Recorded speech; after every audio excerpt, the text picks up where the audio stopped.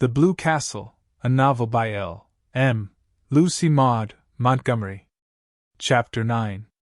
Uncle Herbert and Aunt Alberta's silver wedding was delicately referred to among the Sterlings during the following weeks as the time we first noticed poor Valancy was a little, you understand.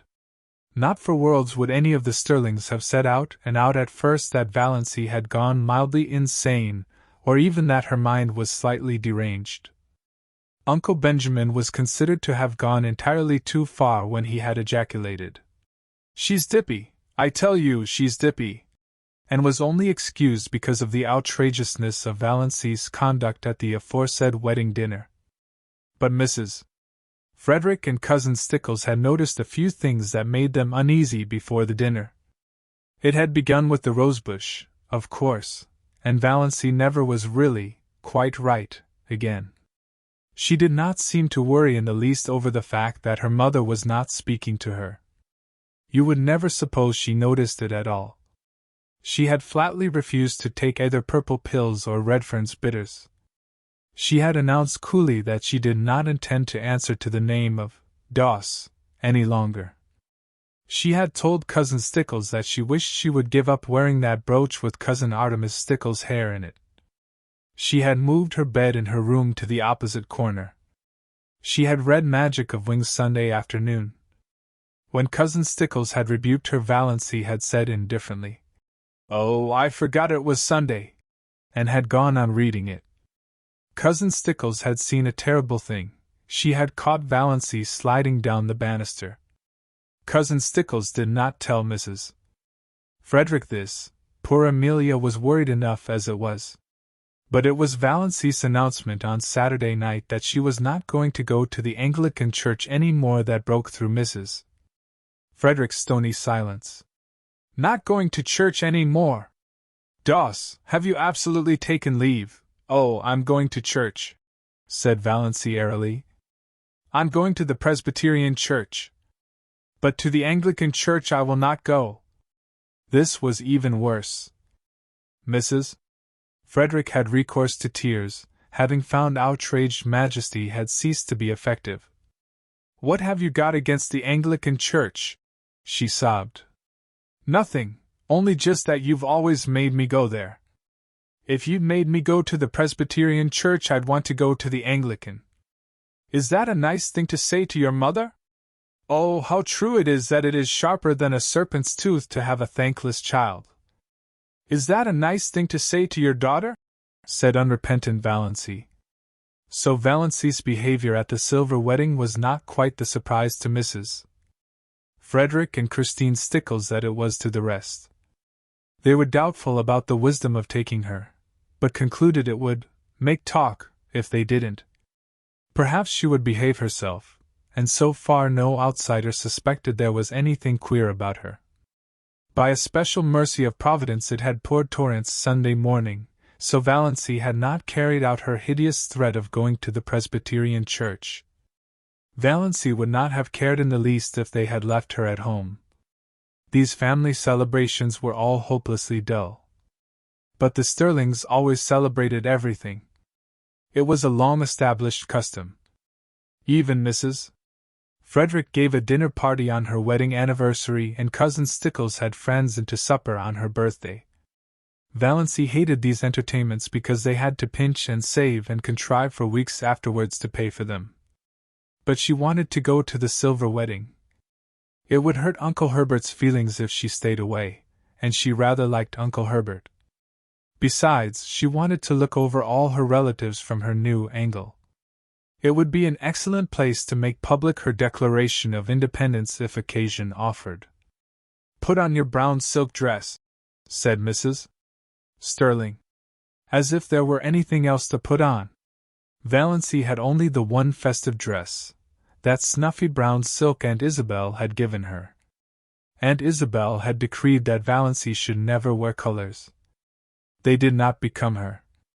When she was young they allowed her to wear white, but that had been tacitly dropped for some years. Valancy put on the brown silk. It had a high collar and long sleeves.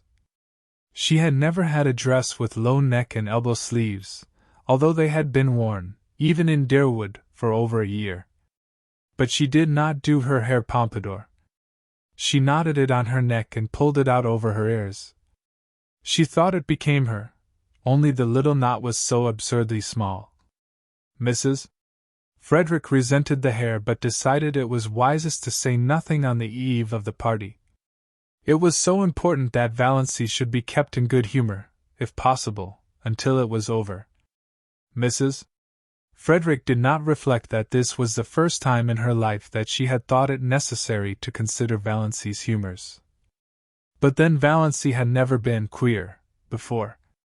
On their way to Uncle Herbert's, Mrs. Frederick and Cousin Stickles walking in front, Valency trotting meekly along behind, Roaring Abel drove past them. Drunk as usual, but not in the roaring stage. Just drunk enough to be excessively polite.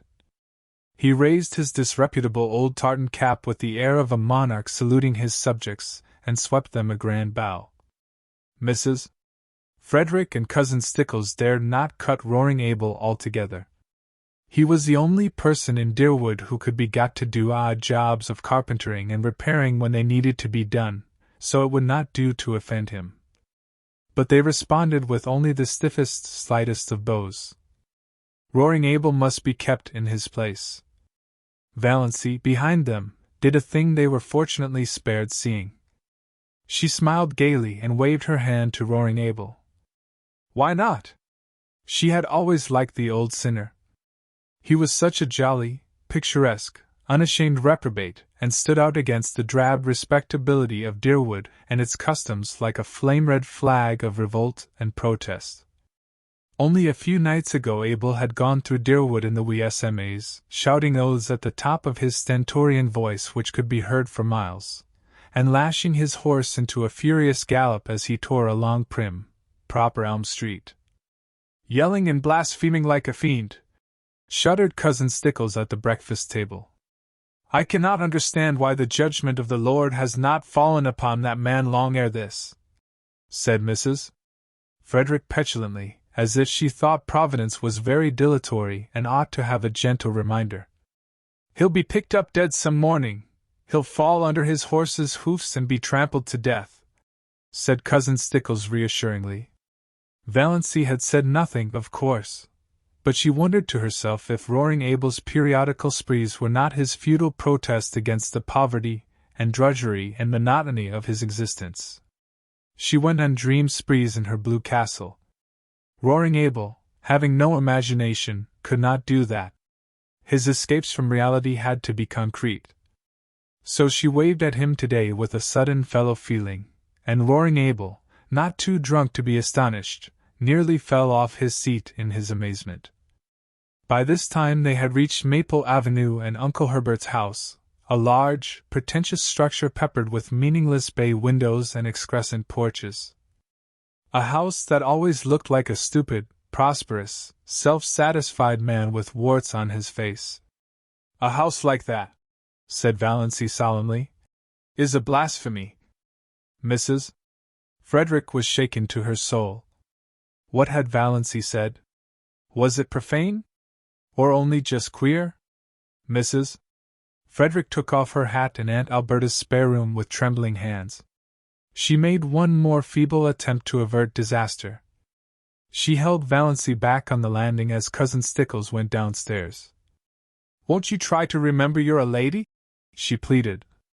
Oh, if there were only any hope of being able to forget it, said Valency wearily. Mrs. Frederick felt that she had not deserved this from Providence.